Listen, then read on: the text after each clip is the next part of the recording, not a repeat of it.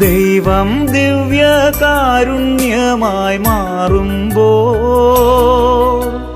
ദിവ്യജീവൻ നൽകുമപ്പമാകുമ്പോൾ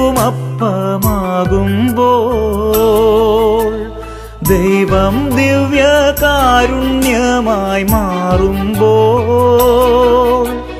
ദിവ്യജീവൻ നൽകുമപ്പമാകുമ്പോൾ ഹൃദയം കത്തും അനുഭവമോടെ അവിടുത്തെ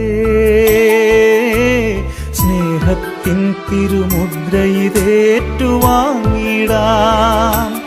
വാവാ എന്റെ ഈശോയെ, വാവാ എന്റെ ഈശോയെ, എന്റെ ജീവൻ തേടും പുണ്യം നീയാണല്ലോ. സ്നേഹമേ, മോക്ഷമേ,